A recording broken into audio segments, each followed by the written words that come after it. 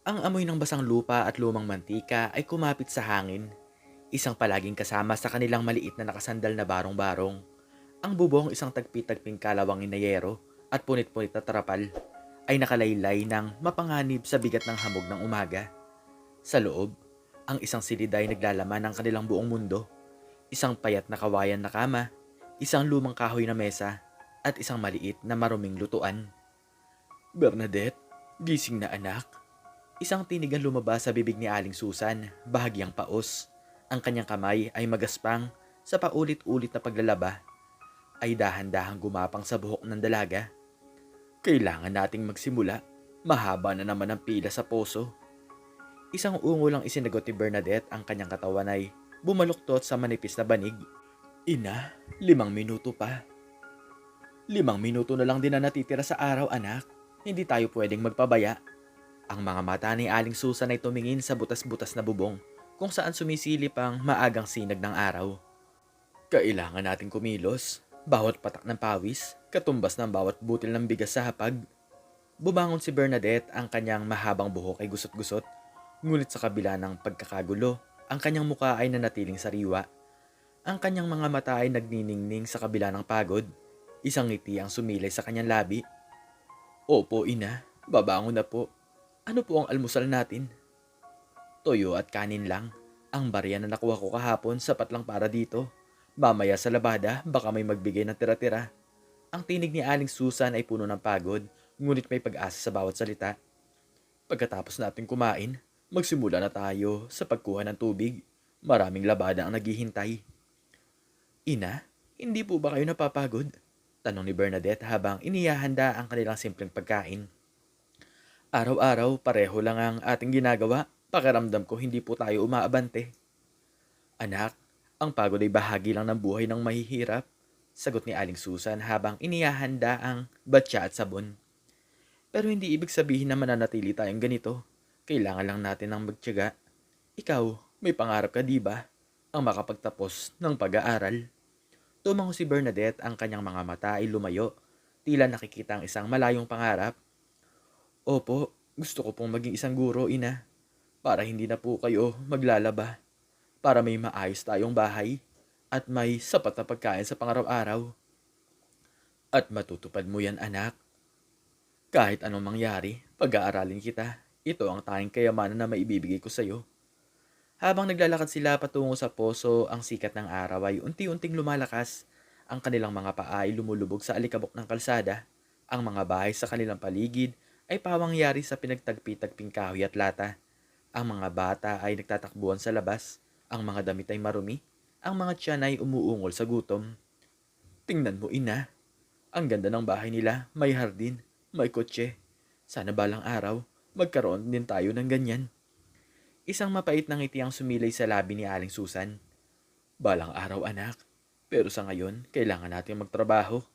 Ang mga taong may ganyan, hindi nila alam kung gaano kahirap ang buhay namin. Ang mga mata ay nanatiling nakatitig sa mansyon, isang tinik sa kanyang puso. Ang inggit ay dahan-dahan gumagapang, at isang madilim na anino ang sumunod sa bawat hakbang niya. Sana may paraan para makaahon tayo kaagad, para hindi ka na mapapagod ng ganito, Bernadette. Pero ina, masaya naman po tayo, hindi ba? Tanong ni Bernadette, hinawakan ng kamay ng ina. Magkasama tayo, yun ang mahalaga. Oo, anak, masaya ako na kasama ka, sagot ni Aling Susan, pinisilang kamay ng kanyang anak. Ngunit sa loob niya, ang pagnanais na makaahon sa hirap ay lumaki. Ang bawat pagod na pisikal at emosyon na dinaranas nila ay nagpapatibay sa kanyang kagustuhang makawala sa kahirapan. Ang mga mayayamang nakatira sa karatig bayan, ang kanilang marangyang pamumuhay ay nagtutulok sa kanya sa isang mapanganib na ideya. Nagsimula silang maghugas ng mga damit. Ang mga kamay ni Aling Susan ay gumagalaw ng mabilis at sanay. Ang sabon ay bumubula, ang tubig ay nagiging kulay abo sa dumi. Ang bawat kustkos ay tila isang panalangin, isang pag-asang makawala sila sa ganitong sitwasyon. Ina, may narinig po akong balita, sabi ni Bernadette habang kinukuskos ang isang maruming tuwalya. May naghahanap daw po ng katulong sa bayan. Malaki daw po ang sweldo. Baka gusto po nating subukan. Umiling si Aling Susan. Hindi, anak, hindi kita papayagan na maging katulong. Mag-aral ka. Hindi ka ipinanganak para maging isang alipin. Ako na lang ang magpapakahirap, basta ikaw mag-aral ka ng mabuti. Pero ina, kung makakatulong po ako, hindi. Ang pag-aaral mo ang pinakamahalaga, ito ang tanging paraan para magbago ang buhay natin. Ang pagiging katulong, panandalian lang yan. Ang edukasyon, panghabang buhay. Ang araw ay tumataas at ang init ay humahaplos sa kanilang balat. Ang amoy ng sabon at pawis ay sumasama sa hangin. Ina, alam niyo po, minsan naiisip ko, sabi ni Bernadette tumingin sa kanyang ina. Kung mayaman lang po sana tayo, hindi na po kayo maglalabada. Hindi na po tayo mapapagod ng ganito. Makakain po tayo ng masarap. Makakapaglakbay, makakabili ng kahit na ano pong gusto natin. At ano ang gusto mo anak, kung mayaman tayo? Tanong ni Aling Susan. Gusto ko po ng maraming libro. Gusto ko magkaroon ng sariling silid-aklatan. Gusto ko po makita ang iba't ibang lugar sa mundo. At gusto ko po ina na makita kayong nakangiti nang walang pagod sa muka. Ang kanyang tinig ay puno ng pagmamahal at pag-asa. Isang matinding hapdi ang naramdaman ni Aling Susan sa kanyang dibdib. Ang pagmamahal ni Bernadette ay tila isang kutsilyo na bumabaon sa kanyang puso na nagpapaalala sa kanya ng kanyang kakulangan. Ang pagnanais na bigyan ng kanyang anak ng isang mas magandang buhay ay lumalakas, nagiging isang nakakatakot na obsesyon. Makikita mo anak, bulong ni Aling Susan. Balang araw, hindi ka na mapapagod, hindi ka na magugutom. Sisiguruduhin ko yan. Ang kanyang mga mata ay tumingin sa malayo sa direksyon ng mga mansyon. Isang madilim na plano ang unti-unting nabubuo sa kanyang isip. Ang inggit at depresyon ay nagsasama, bumuo ng isang nakakapanindig balahibong kombinasyon. Ang bawat pagod na pisikal at emosyonal na dinaranas nila ay nagtutulak sa kanya sa isang mapanganib na ideya. Isang ideya na babago sa kanilang buhay, magpakailanman. Ang pagmamahal niya sa kanyang anak ay unti-unting naging isang baluktot na pagnanais na gumawa ng anumang bagay, kahit na ito ay mali, para lang makawala sa kahirapan. Ang kanilang pagkakaisa ay matibay ngunit ang tukso ng kayamanan ay tila isang laso na dahan-dahang gumagapang sa puso ni Aling Susan. Ang init ng tanghali ay kumapit sa kanilang balat. Ang hangin ay puno ng amoy ng sabon at pagod. Si Aling Susan nakayuko sa batya. Ang kanyang mga kamay ay halos hindi na maramdaman sa lamig ng tubig. Ang kanyang mga mata ay nakapako sa malaking bahay sa di kalayuan. Ang mansyon ni Don Ricardo, ang pinakamayamang tao sa bayan. Narinig niya ang mga bulong-bulungan. Ngayon habang naglalabas sa bahay ng ginang na siyang tagapagmahala ng mansyon, muli itong bumalik sa kanyang isipan. Mahirap talagang humanap ng karamay si Don Ricardo, Aling Susan. Ang tinig ng ginang na siyang may-ari ng labada ay lumutang sa hangin. Tila isang ulap na puno ng tsismis. Lalo na't matanda na siya at may sakit, kailangan niya ng isang kasama, isang mag-aalaga sa kanya, at handa siyang magbayad ng malaking halaga. Kasama po? Ano po bang klaseng kasama? Tanong ni Aling Susan. Ang kanyang mga kamay ay huminto sa pagkuskus. Ang kanyang puso ay kumabog ng mabilis. Isang kasama sa buhay, Aling Susan. Hindi naman kailangan kasal, basta may mag-aasikaso sa kanya. Magbibigay ng kalinga. Malaki daw ang ibibigay na pera para sa isang dalaga. Malaking tulong yun sa pamilya. Hindi lang pera, pati tirahan at pagkain. Sagot na niya. Mayaman si Don Ricardo, alam mo naman yan. Hindi siya nagtitipid pagdating sa gusto niya. Ang tinig ng ginang ay puno ng pagtataka. Tila hindi niya maintindihan kung bakit may nag-aatubili sa ganitong alok. Isang dalaga po. Ang mga salita ay tila nabara sa lalamunan ni Aling Susan. Ang mukha ni Bernadette ay biglang sumilay sa kanyang isip. Ang kanyang anak na sariwa, maganda at puno ng pangarap. Oo, Aling Susan, isang dalaga. Mas bata, mas masigla.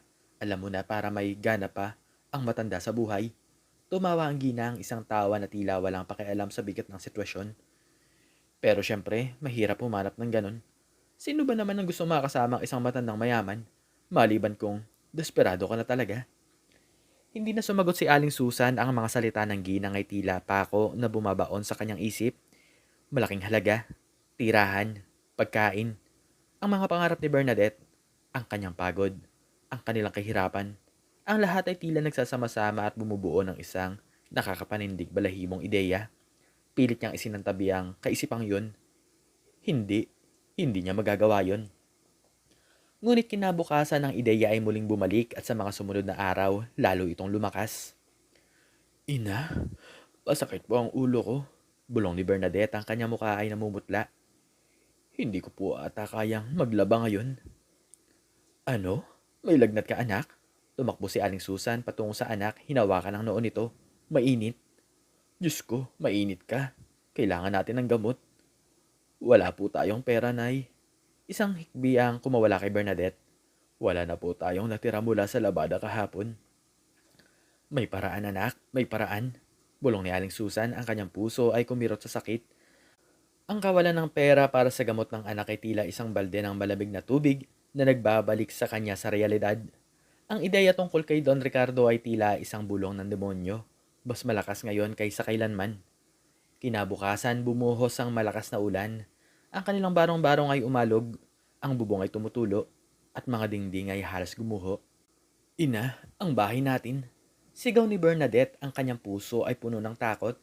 Ang tubig ay pumasok sa loob, binabasa ang kanilang mga gamit. Kaya natin to, anak. Kaya natin to. Bulong ni Aling Susan habang sinisikap na saluhin ng tubig gamit ang mga lumang timba. Ngunit ang kanyang tinig ay puno ng depresyon, ang bahay, ang sakit ni Bernadette, ang kawalan ng pera, ang lahat ay nagtutulak sa kanya sa isang sulok, kung saan tanging ang mapanganib na ideya ay tila nagbibigay ng solusyon. Isang hapon habang naglalaba, nagdesisyon si Aling Susan. Bernadette, may pag-uusapan tayo, anak. Ang kanyang tinig ay tila hindi kanya. Ano po yun, ina? Parang may gumugulo po sa isip niyo. Tiningnan siya ni Bernadette. Ang kanyang mga mata ay puno ng pag-aalala. Anak, narinig ko ang tungkol kay Don Ricardo. Nagsimula si Aling Susan, ang kanyang puso ay kumakabog ng malakas. Naghahanap siya ng kasama. Malaki ang ibibigay na pera. Sapat para makaahon tayo. Sapat para magkaroon tayo ng sariling lupa at ng maayos na bahay. Ng tindahan para hindi na ako maglalabada. Nanlaki ang mga mata ni Bernadette. Ina, ano po bang sinasabi niyo? Kasama? Sa isang matanda? Hindi po, ayoko po. May iba po bang paraan? Hindi po ba kayo nag-iisip? Ang kanyang boses ay tumaas, puno ng takot at pagtutol. Anak, wala na tayong ibang pagpipilian. Sigaw ni Aling Susan, ang kanyang mga mata ay puno ng luha. Nakita mo ba ang bahay natin? Nakita mo ba ang sakit mo? Hindi ko na kayang makita kang naghihirap. Hindi ko na kayang makita tayong nagugutom. Ito ang tanging paraan, Bernadette. Maniwala ka naman sa akin. Pero ina, ano pong klaseng kasama? Hindi po ba kayo natatakot? Hindi po ba kayo nagdududa sa intensyon ng matandang yon? Ang tinig ni Bernadette ay nanginginig. Bakit po? Bakit hindi na lang kayo? Hindi po ba kayo nag-iisip na baka kung ano lang ang gawin niya sa akin? Hindi, Bernadette. Hindi niya magagawa yon. Mayaman siya, anak. Mayaman. Hindi siya gagawa ng masama. Gusto lang niya ng kasama. Narinig ko mismo sa ginang. At ako? Matanda na ako, anak. Ikaw ang bata, ikaw ang maganda. Ikaw ang may kinabukasan. Ikaw ang magbibigay sa iyo ng kinabukasan sa pangarap mo. Hindi po. Hindi ko po gusto ng ganitong klaseng kinabukasan. Gusto ko po kayo, ina. Gusto ko po ang buhay natin kahit mahirap, basta po magkasama tayo. Hindi niyo po ba naiintindihan? Hindi niyo po ba ako mahal? Bakit niyo po ako ipagpapalit sa pera? Mahal kita, anak. Mahal na mahal. Kaya ko ito ginagawa para sa iyo, para sa atin. Hindi ko na kayang makita kang naglalabas sa initan. Hindi ko na kayang makita kang nagugutom. Hindi ko na kayang makita kang may sakit at wala akong magawa. Ito lang ang tanging paraan para magbago ang lahat at para magkaroon ka ng isang maayos na buhay. Anong maayos na buhay, ina? Kung wala naman po ako sa tabi niyo. Kung hindi ko naman po kayo kasama. Hindi po ako papayag. Hindi po. Bernadette, kailangan mo akong sundin. Ito ang desisyon ko at gagawin ko to para sa'yo. Hindi po. Hindi po ako pupunta. Hindi po ako aalis. Kailangan mong pumunta, anak. Kailangan. Ito ang tanging paraan. Hindi ko na kayang magtiis. Hindi ko na kayang makita tayong naghihirap. Ina, pakiusap. Ayaw ko pong gawin to. Huwag niyo po akong ibenta. Hindi kita ibebenta, anak. Binibigyan lang kita ng pagkakataon para sa isang magandang buhay. Kailangan mo akong paniwalaan. Ito ang tama. Hindi po. Hindi po ito tama. Hindi po. Hindi po talaga ako papayag. Ngunit matigas ang desisyon ni Aling Susan. Kinabukasan maaga pa, pumunta siya sa mansyon ni Don Ricardo. Ang kanyang puso ay kumubog na malakas. Ang kanyang mga kamay ay nanginginig. Ginang, narinig ko po ang tungkol sa paghahanap ni Don Ricardo ng kasama. Sabi ni Aling Susan sa tagapamahala ng mansyon, ang kanyang tinigay halos hindi marinig. Ah, ikaw pala Aling Susan. Ang ginang ay tumango. Naghahanap nga si Don Ricardo. Mayroon ka bang irerekomenda? Kailangan niya ng isang dalaga, bata at yung masigla. Mayroon po ako, bulong ni Aling Susan. Ang anak ko po si Bernadette, maganda siya, masipag, at kailangan po namin ng pera. Isang ngiti ang sumilay sa labi ng ginang. Mabuti kung ganon. Alam mo na ang kapalit, malaking halaga. Sapat para makabili kayo ng lupa, makapagpatayo ng bahay at magsimula ng maliit na negosyo. Opo, alam ko. Kailan po namin siya pwedeng dalhin? Ngayon din, kung kaya mo. Gusto ni Don Ricardo na mabilis ang mga bagay. Parang bumara sa lalamunan ni Aling Susan. Ngayon din, hindi pa siya handa, hindi pa handa si Bernadette. Ngunit ang pag-asa ng bagong buhay ay tila isang pangako na hindi niya kayang baliwalain. Opo, gayon din po, sagot ni Aling Susan. Pagbalik niya sa barong-barong nakita niya si Bernadette na nakaupo sa sulok, tahimik. Bernadette, anak? Sabi ni Aling Susan. Nakausap ko si Don Ricardo, pupunta ka na ngayon. Nanlaki ang mga mata ni Bernadette. Ngayon po? Ina, hindi po. Hindi po ako handa. Hindi po ako sasama. Hindi po. Tumayo siya. Sinubukang tumakbo. Hindi, Bernadette. Kailangan mong sumama. Hinawakan ni Aling Susan ang braso ng anak. Para ito sa atin. Para sa kinabukasan mo. Maniwala ka sa akin. Hindi po. Hindi po ako maniniwala sa inyo. Ina, bakit niyo po ito ginagawa? Bakit po niyo ako ipagpapalit sa pera? Hindi niyo po ba talaga ako mahal? Mahal nga kita anak, kaya ako ito ginagawa. Hindi mo naiintindihan, hindi mo pa naiintindihan ang hirap ng buhay. Kapag may pera tayo, magiging masaya tayo. Hindi na tayo maghihirap. Hindi po ako magiging masaya, hindi po ako magiging masaya kung wala po kayo sa tabi ko. Kung ipinagkalulo niyo po ako. Ang tinig ni Bernadette ay puno ng matinding sakit. Ina, pakiusap naman oh. Huwag po niyo akong iwan. Huwag po niyo akong ipaubaya sa matandang yun. Hindi ko po alam kung ano ang gagawin niya sa akin. Wala siyang gagawin sa iyo, anak. Magiging maayos naman ang lahat eh. Pinilit ni Aling Susan na maging matatag kahit na ang kanyang puso ay bumibiyak. Ngunit ang mga salita ni Bernadette ay patuloy na bumabangon sa kanyang puso. Ina, natatakot po ako. Natatakot po ako. Hindi ko po gustong umalis. Gusto ko po sa inyo. Kailangan mong maging matapang, anak. Para sa ating dalawa. Maya-maya, dumating ang dalawang lalaki, tauhan ni Don Ricardo. Malalaki sila, matatangkad, at ang kanilang mga mukha ay walang emosyon. Ito na po ba ang dalaga, Aling Susan? Tanong ng isa, ang kanyang boss ay malalim. Opo, sagot ni Aling Susan. Ang kanyang tinig ay halos hindi marinig. Hindi po ako sasama, sumigaw si Bernadette. Ina, wag po, wag niyo po akong iwan. Ngunit huli na ang lahat, hinila ng mga lalaki si Bernadette. Ina, tulungan niyo po ako. Ang sigaw ni Bernadette ay tumago sa puso ni Aling Susan.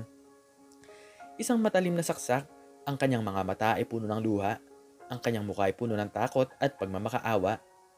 Bernadette, anak! Sigaw ni Aling Susan, sinubukang habulin ng anak, ngunit pinigilan siya ng isang lalaki. Hindi niyo na po pwedeng lapitan ng dalaga, Aling Susan. Desisyon niyo po ito. Ang kanyang tinig ay matigas. Ina, huwag po. Ang mga sigaw ni Bernadette ay unti-unting lumayo hanggang sa mawala sa pandinig. Bumagsak si Aling Susan sa lupa, puno ng sakit at pagsisisi. Ang kanyang mga luha ay umagos, ang kanyang puso ay tila dinudurog. Ginawa niya ito. Ipinagkalulo niya ang kanyang anak. Ipinagbiling niya si Bernadette ngunit pinilit niyang paniwalaan ng sarili na tama ang kanyang ginawa para sa kanila, para sa magandang buhay. Para sa iyo anak, para sa iyo. Bulong niya sa hangin, ang kanyang tinig ay puno ng sakit. Sana balang araw maintindihan mo. Sa mga sumunod na araw, guminhawa ang buhay ni Aling Susan. Ang pera mula kay Don Ricardo ay sapat para makabili siya ng lupa sa labas ng komunidad. Nagpatayo siya ng isang maliit, ngunit matibay na bahay. At nakapagsimula siya ng tindahan, maliit, ngunit kumikita. Ang ganda ng bahay niyo, Aling Susan, sabi ng isang kapitbahay habang bumibili ng suka sa kanyang tindahan. Ang bilis ng pag-angat nyo. Ano po ba ang sikreto nyo? Sipag at tiyaga lang, sagot ni Aling Susan. Ang kanyang ngiti ay pilit, ang kanyang puso ay kumirot. Ang mukha ni Bernadette na umiiyak ang bumubulaga sa kanya sa bawat sulok ng kanyang bagong bahay. Hindi niya mainom ang kape sa umaga, ang bawat sipsip ay tila isang mapait na paalaala ng mga luha ni Bernadette. Hindi niya maisuot ang kanyang bagong damit. Ang bawat tela ay tila isang balabal ng kasalanan at hindi siya makatulog ng mahimbing. Ang kanyang konsensya ay tila isang multo na gumagapang sa kanyang tabi, bumubulong ng mga salita at pagsisisi. Bernadette, kumusta na kaya ang anak ko? Bulong niya sa dilim ng gabi. Sana ayos lang siya. Sana tama ang desisyon ko. Ngunit ang takot at pag-aalala ay patuloy na gumagapang. Madalas siyang mapaisip sa kalagayan ng kanyang anak, ngunit pinipilit niyang isang tabi ang takot at pag-aalala. Aling Susan, narinig mo ba ang balita? Tanong ng isang kapitbahay, ang kanyang boses ay puno ng chismis. May isang dalaga raw ang nakatira sa mansyon ni Don Ricardo. Laging nakakulong, mistulang isang bilanggo. Hindi, hindi ko pa naririnig. Baka naman nagkakamali lang kayo. Hindi, Aling Susan, totoo daw, may nakakita. Payat na payat daw at malungkot. Hindi daw pinapayagan lumabas. Sino kaya yun? Ang tinig ng kapitbahay ay puno ng pagtataka. Pinilit ni Aling Susan na baliwalain ang mga salita. Hindi yon si Bernadette. Hindi, nagkakamali lang sila. Ito ay isang malaking mansyon. Maraming dalaga ang pwedeng magtrabaho doon. Ngunit ang mga bulong-bulungan ay patuloy na lumalakas. Nakita ko si Bernadette, Aling Susan. Sabi ng isang bata habang bumibili ng candy sa kanyang tindahan. Nakita ko siya sa mansyon ni Don Ricardo. Payat na payat at malungkot ang mukha niya. Parang hindi siya masaya. Hindi, anak. Hindi yon si Bernadette. Sagot ni Aling Susan. Nagkakamali ka lang. Malayo ang mansyon. Hindi mo makikita ang anak ko doon. Pero nakita ko po. Siya po talaga. Nakita ko po ang kanyang muka. Pilit ng bata. Ang kanyang mga mata ay puno ng inosenteng pagpipilit. Ang mga hudyat na ito ay unti-unting nagiging mitya na nagpapaliyab sa kanyang matinding pag-aalala. Ang bawat bulong, ang bawat sulyap at ang bawat salita, ang lahat ay tila nagtutulak sa kanya sa isang bangin ng katotohanan na pilit niyang iniiwasan. Ang kanyang bagong buhay, ang kanyang bagong bahay, ang kanyang tindahan ay tila walang kabuluhan kung ang kapalit ay ang kaligayahan ng kanyang anak. Isang gabi habang nakahiga, isang bangungot ang bumalot sa kanya. Nakita niya si Bernadette. Nakakulong sa isang madilim na silid, payat na payat. Ang mga mata ay walang buhay. Nakita niya ang matandang si Don Ricardo. Ang kanyang mukha ay puno ng pagmamalupit. Sinisigawan si Bernadette. Nakita niya ang kanyang anak na umiiyak, humihingi ng tulong. Ngunit walang nakakarinig. Hindi, Bernadette, sigaw ni Aling Susan, nagising mula sa isang bangungot. Ang kanyang puso ay kumakabog ng malakas. Hindi na niya kinaya. Hindi na niya kayang baliwalain ng lahat. Ang kanyang konsensya ay tila isang halimaw na bumubulong sa kanyang tenga. Ang kanyang anak, ang kanyang nag-iisang anak, ano na ang nangyayari dito? Ano ang ginawa niya? Kailangan kong puntahan si Bernadette. Bulong niya, ang kanyang tinig ay nanginginig. Kailangan kong makita ang anak ko. Ang kanyang desisyon ay matibay, hindi na mahalaga ang takot, hindi na mahalaga ang kahihiyan. Ang tanging mahalaga ay ang kanyang anak. Ang dilim ay bumalot sa buong paligid. Ang buwan ay tila nagtatago sa likod ng makakapal na ulap. Ang tanging ilaw ay ang malabong sikat mula sa bintana ng mga bahay na dinaraanan ni Aling Susan. Ang kanyang mga paa ay halos hindi na makaramdam ng pagod. Ang bawat hakbang ay tila isang pagtulak sa kanya patungo sa isang bangin ng katotohanan. Ang bangungot ay sariwa pa sa kanyang isip. Ang mukha ni Bernadette ay puno ng sakit at patuloy na bumubulong sa kanya. Bernadette, anak, hintayin mo lang ako. Bulong niya sa hangin. Ang kanyang tinagipaos. Kailangan kong makita ka. Kailangan kong makita ka ng maayos. Ang pag-aalala ay tila isang malaking bato na nakadagan sa kanyang dibdib. Ang bawat paghinga ay mahirap. Ang mga bulong-bulungan ng mga kapitbahay ay nagsama-sama. Bumubuo ng isang nakakapanindig balahibong larawan sa kanyang isip. Ang layo ng mansyon na to pero hindi ako susuko. Hinding-hindi. Kahit abutin pa ako ng umaga, pupuntahan ko ang anak ko. Ang kalsada ay bako-bako at ang kanyang mga paa ay paulit-ulit na nakadapa. Ngunit ang pagmamahal sa anak ay tila isang apoy na nagbibigay sa kanya ng lakas. Ano ba ang ginawa ko? Ano ba ang pumasok sa isip ko? Pera? Kaligayahan? Para sa akin? Para sa atin? Pero sa anong kapalit? Ang anak ko? Ang kaligayahan niya? Ang mga ilaw ng mansyon ni Don Ricardo ay unti-unting lumitaw sa hindi kalayuan. Tila ang mga bituin ay bumaba sa lupa. Malaki ito, nakakatakot, at puno ng misteryo. Ang kanyang puso ay kumabog na mas mabilis. Ito na, narito na ako anak. Nang makarating siya sa malaking gate, pinilit niyang buksan ito, ngunit nakakandado. Pinukpok niya ito ng paulit-ulit at ang kanyang mga kamao ay halos masira. May tao ba dyan? May tao ba dyan? Sigaw niya. Kailangan ko makita si Bernadette. Kailangan ko makita ang anak ko. Walang sumagot, patuloy niya itong pinupukpok. Ang kanyang mga luha ay nagsimulang dumaloy. Pakawalan niyo ang anak ko. Pakawalan niyo siya. Sigaw niya, puno ng galit at depresyon. Alam kong narito siya. Narinig ko ang mga balita. Hindi ko na kaya. Kailangan ko makita ang anak ko. Mamaya, isang aninong lumitaw sa likod ng gate. Isang malaking lalaki ang gwardya. Sino ka? Anong ginagawa mo rito sa ganitong oras? Ang boss ng gwardya ay malalim, puno ng pagbabanta. Ako si Aling Susan, ang nanay ni Bernadette. Kailangan ko makita ang mukha ng anak ko. Nasaan siya? Pakawalan niyo siya. Wala kang karapatang magpunta rito, Ginang. Umalis ka na. Bawal ang mga tagalabas dito. Hindi. Hindi ako aalis. Hindi ako aalis hanggat hindi ko nakikita ang anak ko. Alam kong narito siya. Alam kong nasa loob siya. Pakawalan niyo siya. Umalis ka na, Ginang, bago pa ako tumawag ng pulis. Banta ng gwardya. Wala akong pakialam sa pulis. Wala akong pakialam sa inyo kung hindi niyo ako papapasukin. Sisirain ko ang gate na to. Sisirain ko ang lahat. Basta makita ko lang ang aking anak. Hindi ako aalis dito nang hindi ko nakikita si Bernadette. Hinding-hindi. Ang kanyang mga sigaw ay umaalingaw sa tahimik na gabi. Maya-maya, bumukas ang gate ngunit hindi ang gwardya ang nagbukas. Isang matandang babae ang lumabas. Ang tagapamahala ng mansyon. Ang parehong Ginang na nakausap niya noon. Aling Susan, anong nangyayari rito? Bakit ka sumisigaw ng ganitong oras? Ang tinig ng Ginang ay puno ng pagkabahala. Ginang, kailangan ko makita si Bernadette, ang anak ko. Nasaan siya? Kumusta na siya? Kailangan kong makita siya ngayon din. Kumalma ka, Aling Susan. Hindi maganda ang ganito. May sakit si Don Ricardo. Sabi ng Ginang, sinubukang pakalmahin si Aling Susan. Wala akong pakialam sa sakit niya. Ang anak ko ang mahalaga. Nasaan siya? Sabihin mo na sa akin, nasaan si Bernadette? Nasa loob siya, nagpapahinga. Pero hindi mo siya pwedeng abalahin. Mahigpit ang utos si Don Ricardo. Hindi ko siya aabalahin. Kailangan ko lang siya makita, kahit isang sulyap lang. Gusto ko lang malaman kung ayos lang siya.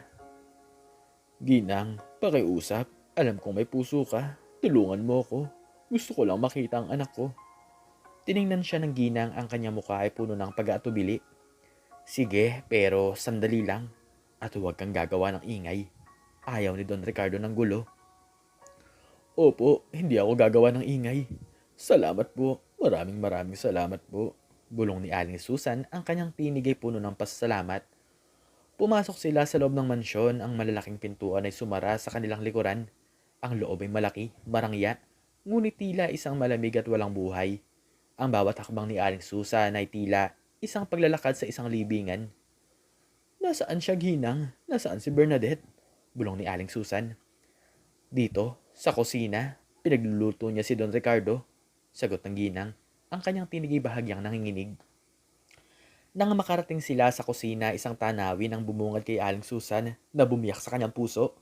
Nakita niya si Bernadette, nakayuko sa lababo, naguhugas ng pinggan, ngunit hindi ito ang Bernadette na kanyang kilala. Ang dating masiglat, malusog na dalaga ay ngayoy labis na payat. Ang kanyang mga buto ay tila lumalabas sa kanyang balat. Ang kanyang mga mata na dating nagniningning sa pag-asa na ngayoy walang buhay, malalim at puno ng lungkot. Ang dating makinis na balat ay puno ng galos, tila mga peklat ng pagmamalupit. Nakasuot ito ng lumang damit, marumi at punit-punit, at mukhang isang tunay na alipin. Bernadette, bulong ni Aling Susan, ang kanyang tinig ay halos hindi marinig. Hindi siya narinig ni Bernadette, patuloy itong naguhugas ng pinggan. Ang kanyang mga galaw ay mabagal at walang gana. Bernadette, anak. Bulong ni Aling Susan nilapitan ng anak. Nang marinig siya ni Bernadette, dahan-dahan itong lumingon. At nang makita niya ang kanyang ina, nanlaki ang mga mata. Ngunit walang kagalakan. Tanging takot at sakit. Ina? Bulong ni Bernadette, ang kanyang tinig ay paos at mahina. Anak, Diyos ko, anong nangyari sa'yo? Anong ginawa nila sa'yo? Bakit ka nagkaganyan? Ina, huwag po. Bulong ni Bernadette, sinubukang kumawala sa yakap ng ina. Baka po marinig niya. Baka po magalit siya. Sino ang magagalit? Si Don Ricardo ba? Anong ginagawa niya sa'yo, anak? Bakit ka nagkaganyan? Ina, pakiusap. Huwag po kayong mag-ingay. Intusan niya po ako maglinis ng buong bahay, magbuhat ng mabibigat na bagay. At kapag hindi ko po nagawa, sinisigawan niya po ako. Minamadali niya po ako, ina. At ang sakit na po ng katawan ko. Ang sakit po ng puso ko. Diyos ko, anak. Diyos ko.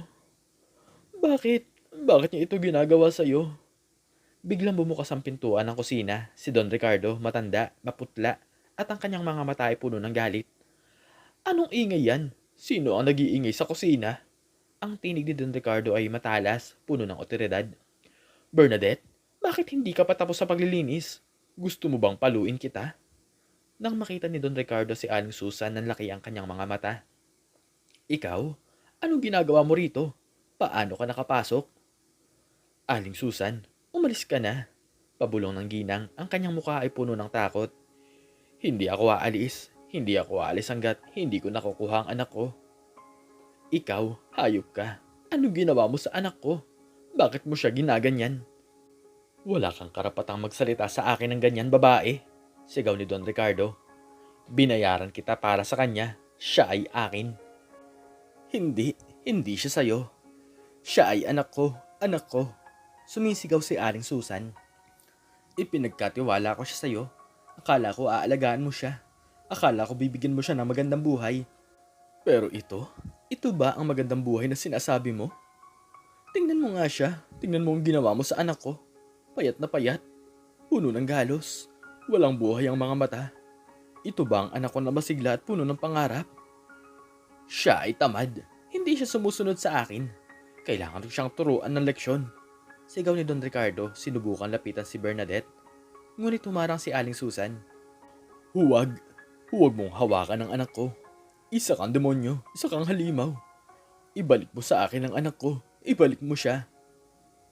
Hindi, siya ay akin. Banayaran ko siya. Sigaw ni Don Ricardo. At kung hindi ka aalis, tatawag ako ng pulis. Sasabihan ko na nagnanakaw ka. Magnanakaw? Ako? Ikaw ang magnanakaw. Ikaw ang nagnakaw sa kaluluwa ng anak ko. Ikaw ang nagnakaw sa kanyang kaligayahan. Ikaw ang nagnakaw sa kanyang buhay. Sumigaw si Aling Susan. Wala akong pakialam sa pulis. Wala akong pakialam sa inyo. Kailangan kong iligtas ang anak ko. Kailangan kong iligtas siya. Ina, huwag po. Bulong ni Bernadette. Baka po saktan niya kayo. Hindi anak, hindi niya ako sasaktan. Hindi na niya tayo sasaktan. Bulong ni Aling Susan. Kukunin kita rito anak. Ngayon din, hindi na tayo aalis dito nang hindi ka kasama. Guard! Guard! Palabasin yung babaeng to. Sigaw ni Don Ricardo. Ngunit huli na ang lahat, ang mga kapitbahay na nakarinig sa sigaw ni Aling Susan mula sa labas ay nagsimulang magtipon sa gate. Ang ilan sa kanila ay nakapasok na, naakit sa gulo. Anong nangyayari dito? Tanong ng isang kapitbahay, ang kanyang boss ay puno ng pagkabahala. Tulungan niyo ako! Tulungan niyo akong iligtas ang anak ko! Sigaw ni Aling Susan, ang kanyang mga mata ay puno ng luha. Tingnan niyo ang ginawa niya sa anak ko. Tingnan niyo. Nang makita ng mga kapitbahay ang kalagayan ni Bernadette, nagsimula silang magbulungan. Diyos ko, si Bernadette ba yan? Ang payat niya. Anong nangyari sa kanya? Don Ricardo, anong ginawa mo sa dalaga? Ang mga bulong ay naging sigaw, ang mga sigaw ay naging galit. Ang mga kapitbahay na nagsimulang magalit, lumapit kay Don Ricardo. Wala kayong karapatang makialam sa buhay ko. Umalis kayo rito. Sigaw ni Don Ricardo. Ang kanyang mukha ay namumula sa galit at takot. Hindi kami aalis. Hindi namin nahayaan na saktan mo ang bata. Sigaw ng isang kapitbahay. Sa sandaling iyon, bumagsak si Aling Susan sa lupa, puno ng matinding pagsisisi at sakit. Ang kanyang mga mata ay nakatingin kay Bernadette, ang kanyang anak na nagdurusa. Napagtanto niya ang buong kapaitan ng kanyang naging desisyon at ang trahedya na idinulot niya sa kanyang sariling anak. Ang pera, ang bahay, ang tindahan, ang lahat ay tila walang kabuluhan. Anak, patawarin mo ako. Patawarin mo ako. Hikbi ni Aling Susan niyakap ang paa ni Bernadette. Ako ang may kasalanan. Ako ang nagtulak sa iyo sa impyernong to. Patawarin mo ako, anak. Patawarin mo ako. Si Bernadette ay tahimik, ang kanyang mga mata ay walang buhay. Ngunit ang kanyang mga luha ay nagsimulang dumaloy, tahimik, tila mga patak ng ulan sa isang tuyong lupa. Ang kanyang mga kamay dahan-dahang gumapang sa buhok ng kanyang ina, isang tahimik na pagtanggap ng sakit. Ang mga sigaw ni Don Ricardo ay unti-unting lumayo, nababalot sa galit ng mga kapitbahay. Ngunit para kay Aling Susan, tanging ang sakit ng kanyang anak ang nararamdaman niya. Ang bawat galo sa katawan ni Bernadette ay tila isang saksak sa kanyang puso. Ang bawat patak ng luha ni Bernadette ay tila isang dagat ng pagsisisi na lumalamon sa kanya. Ina, ang sakit po. Bulong ni Bernadette, ang kanyang tinig ay paos. Ang sakit po ng lahat. Alam ko, anak. Alam ko. Patawarin mo ako. Patawarin mo ako. Hikbi ni Aling Susan, ang kanyang mukha ay puno ng luha. Iuuwi na kita, anak. Iuuwi na kita. Hindi na kita iiwan. Hindi na kita palalayuin sa akin. Hinding-hindi na. Ang kanilang kwento ay nagsimula pa lamang, ngunit ang peklat ng nakaraan ay mananatili sa kanilang puso. Ang trahedya ay naganap at ang paglalakbay patungo sa pagpapatawad ay magiging mahaba at masakit. Nakarating sila sa ospital. Ang mga ilaw ay tila sumisilaw sa kanilang mga mata. Ang amoy ng gamot ng antiseptiko ay kumapit sa hangin. Si Aling Susan, na may tulong ng mga kapitbahay, ay agad na nilapitan ang nurse sa resepsyon. Doktor, kailangan po namin ng doktor. Ang anak ko, kailangan po niya ng tulong. Sigaw ni Aling Susan, ang kanyang tinig ay puno ng depresyon.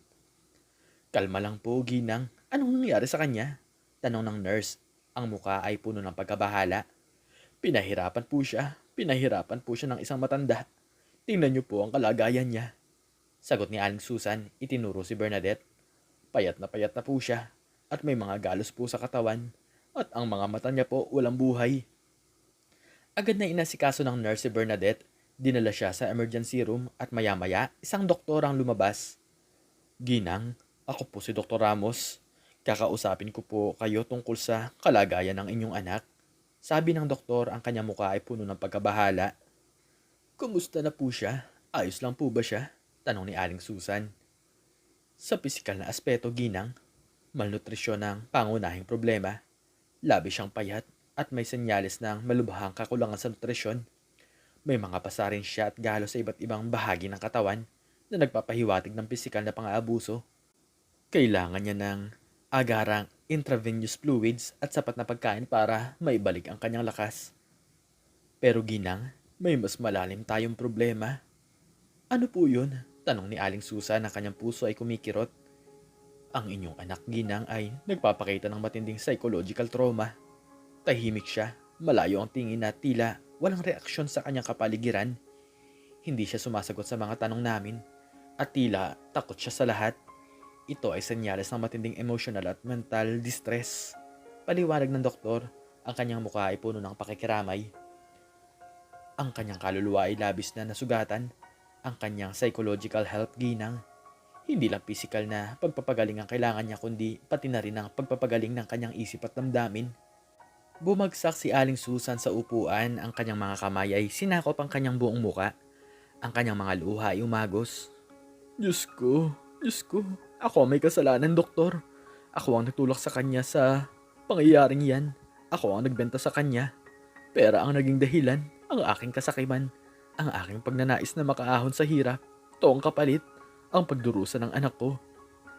Ginang, mahalaga na maunawaan niyo ang pagpapagaling ng inyong anak na nangangailangan ng mahabang panahon at presensya. Sabi ng doktor, hindi madali ang pagpapagaling ng mga sugat at sa kaluluwa. Kailangan niya ng iyong pagmamahal, ng inyong suporta. Kailangan niyang maramdaman na ligtas siya, na mahalaga siya. Pero paano po? Paano ko siya mapapagaling? Paano ko maibabalik ang dating Bernadette? Ang mga mata niya walang buhay. Pakiramdam ko, nawala na siya. Nawala na ang anak ko. Hindi siya nawala, Ginang. Nandyan pa rin siya. Kailangan lang natin tulungan siyang makabalik. Magbibigay kami ng gamot para sa kanyang pisikal na kalagayan at irerekomenda namin kayo sa ibang therapist na makakatulong sa kanyang mental health. Mahalaga ang maging matatag kayo para sa kanya. Kailangan niya kayo. Gagawin ko po ang lahat, doktor. Gagawin ko po ang lahat. Kahit ano pong mangyari, babawi po ako sa kanya. Babawi ako sa lahat ng sakit na idinulot ko. Sa loob ng silid, nakahiga si Bernadette sa kama, ang kanyang mga mata ay nakatingin sa Kaysame. Ang kanyang katawan ay mahina at ang kanyang kaluluwa ay tila nawawala. Ang kanyang ina ay nasa labas, umiiyak, puno ng pagsisisi. Ang kanilang kwento ay puno ng sakit, ngunit sa bawat patak ng luha, may pag-asa ng pagpapatawad at paghilom. Ang paglalakbay ay magiging mahaba at masakit, ngunit ang pagmamahal ng isang ina ay tila isang ilaw na gagabay sa kanila sa dilim. Ang liwanag ng araw ay dahan-dahang sumisilip sa bintana ng bagong bahay ni Aling Susan. Ang mga sinag ay tila nagpupumilit na pumasok sa loob. Ang bahay na yari sa matitibay na kahoy at sementado ay malayo sa dating barong-barong. Mayroon itong dalawang silid, isang maliit na kusina at isang maayos na banyo. Ngunit sa kabila ng lahat ng to, ang hangin ay puno ng bigat. Ang bawat sulok ay tila nagtatagpo ng isang pighati. Si Bernadette na ngayon nakahiga sa kawayang kama sa isang hiwalay na silid ay tahimik. Ang kanyang mga mata ay nakatingin sa kisame. Ang kanyang katawan ay dahan-dahang gumagaling. Ang kanyang pisikal na kalagayan ay unti-unting napapalitan ng kaunting laman, ngunit ang kanyang kaluluwa ay nananatiling sugatan. Anak, gising ka na ba? Ang tinig ni Aling Susan ay mahina, puno ng pag-aalala. Lumapit siya sa kama, dahan-dahang umupo sa tabi ng anak. Ang kanyang mga mata ay puno ng luha. Ang kanyang mukha ay puno ng pagsisisi. Naghanda ako ng lugaw, mainit, may sabaw ng manok. Kailangan mong kumain para lumakas ka. Ngunit walang tugon kay Bernadette. Ang kanyang mga mata ay nanatiling nakapako sa kisame. Tila walang naririnig at tila walang nakikita. Anak, pakiusap. Kumain ka. Kailangan mong lumakas para makabangon ka. Para makabalik ka na sa dati. Isang mahinang buntong hininga lumabas sa bibig ni Bernadette. Tila isang hangin na nabihag. Alam kong galit ka sa akin, anak. Nagsimula si Aling Susan, ang kanyang tinig ay nanginginig. Ako ang may kasalanan. Ako ang nabulag sa pera. Ako ang naging halimaw. Ang kanyang mga luha ay nagsimulang dumaloy. Patawarin mo ako, ha? Patawarin mo ako, anak. Walang sagot, tahimik lang si Bernadette. Hindi ko alam kung paano ako babawi sa'yo. Pero gagawin ko ang lahat. Kahit anong gusto mo, kahit anong kailangan mo. Basta't bumalik ka lang sa akin. Bumalik ka lang sa dating Bernadette. Ang mga mata ni Bernadette ay dahan-dahang gumalaw, tila isang anino. Bumaling siya sa bintana. Tila iniiwasan ng tingin ng ina. Anak, tiningnan ko ang mga libro mo, sabi ni Aling Susan, sinubukang baguhin ang usapan. Nakita ko ang mga pangarap mo. Gusto mo ng maraming libro, di ba? Gusto mong maging guro, gagawin ko ang lahat para matupad ang pangarap mo. Mag-iipon ako, magtatrabaho ng doble. Basta't bumalik ka lang sa pag-aaral, bumalik ka lang sa dati. Isang tahimik na hikbi ang kumawala kay Bernadette, halos hindi marinig. Anak, bakit? Bakit ka umiiyak? May masakit ba sa'yo? Sabihin mo sa akin, tatawag ako ng doktor. Umiling si Bernadette, ang kanyang mukha ay nakatingin sa bintana. Bakit po, ina? Ang tinig ni Bernadette ay halos hindi marinig, paos at puno ng sakit. Bakit niyo po ginawa? Bakit niyo po ako pinagkalulo? Hindi po ba niyo ako mahal? Ang mga salita ni Bernadette ay tila mga matalim na kutsilyo na bumaon sa puso ni Aling Susan. Mahal na mahal kita, anak, kaya ako ito ginawa para sa'yo, para sa atin. Akala ko ito ang tanging paraan para makaahon tayo sa hirap. Akala ko ito ang magbibigay sa'yo ng magandang kinabukasan. Ang bahay na ito, ang tindahan, ang lahat ng ito, para sa'yo. Itinuro niya ang paligid, ang kanyang mga mata ay puno ng luha. Pero ina, anong silbi ng lahat ng to kung wala po ako sa tabi niyo? Kung ang puso ko po ay durog na, kung ang kaluluwa ko po ay nawawala na. Akala ko po magkasama tayo sa hirap at ginawa. Pero iniwan niyo po ako. Ipinagkalulo niyo po ako. Hindi, anak. Hindi kita iniwan. Hindi kita ipinagkalulo. Sumigaw si Aling Susan, ang kanyang boss ay puno ng depresyon. Pinilit ko lang paniwalaan ang sarili ko na tama ang ginawa ko. Nabulag ako sa pagnanais na makaahon. Nagkamali ako ng husto at pinagsisisihan ko ang bawat sandali. Pero huli na po, ina. Ang sakit po. Ang sakit po dito. Hindi na po ito mawawala. Ang lahat ng ginawa niya sa akin, ang lahat ng sakit, ang lahat ng takot, at ang pag-iwan niyo po sa akin. Hindi, hindi pa huli anak, hindi pa. Gagawin ko ang lahat para maghilom ang sugat mo. Gagawin ko ang lahat para bumalik ang dating Bernadette. Maniwala ka lang sa akin. Kumawala si Bernadette sa yakap ng ina, ang kanyang mukha ay puno ng sakit. Paano po ako maniniwala sa inyo? Paano po ako magtitiwala ulit matapos ang lahat ng nangyari? Alam kong mahirap anak, pero hindi talaga ako susuko. Hindi ako susuko sa'yo. Araw-araw, hihingi ako ng patawad. Ipapakita ko sa'yo kung gaano kita kamahal. Hanggang sa bumalik ang tiwala mo sa akin. Hanggang sa bumalik ang ngiti mo. Hanggang sa bumalik ang dating Bernadette. Lumipas ang mga araw, naging buwan. Ang pagpapagaling ni Bernadette ay mabagal, masakit at puno ng pagsubok. Si Aling Susan ay patuloy sa pag-aalaga sa kanya, pinagsisisihan ng bawat sandali ng kanyang nakaraang desisyon. Anak, kumain ka na, sabi ni Aling Susan. Ang dalaga ay nakaupo sa hapagkainan, ang kanyang mga mata ay nakatingin sa kawalan. Hindi po ako gutom. Kailangan mong kumain anak para lumakas ka. Nagpakahirap ako sa pagluluto. Ito ang paborito mong adobo. Walang sagot si Bernadette. Anak, pakiusap kahit kaunti lang para sa akin. Dahan-dahan kinuha ni Bernadette ang kutsara. Maganda ang panahon ngayon anak, sabi ni Aling Susan. Sinubukang basagin ang katahimikan. Gusto mo ba lumabas? Maglakad-lakad tayo. Puntahan natin ang parke o kaya naman balikan natin ang ilog kung saan tayo naglalaban noon. Naalala mo pa ba ang mga panahong yun? Walang sagot, tanging ang tunog ng kutsara na tumama sa plato ang maririnig. Anak, nag-ipon ako ng pera. Gusto mo bang bumili tayo ng libro? Kahit na anong gusto mong libro.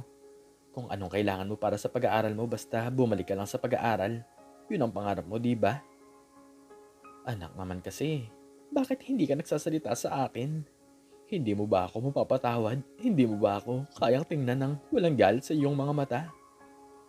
Hindi ko po alam, ina. Ang sakit po ng lahat. Hindi ko po alam kung paano ko po kayo mapapatawad. Hindi ko po alam kung paano ko makakalimutan ang lahat. Hindi mo kailangan kalimutan anak. Hindi mo kailangan kalimutan. Pero kailangan natin maghilom. Kailangan natin magsimula ulit. Magkasama. Patawarin mo ako anak. Patawarin mo ako. Araw-araw, pareho ang kanilang sitwasyon.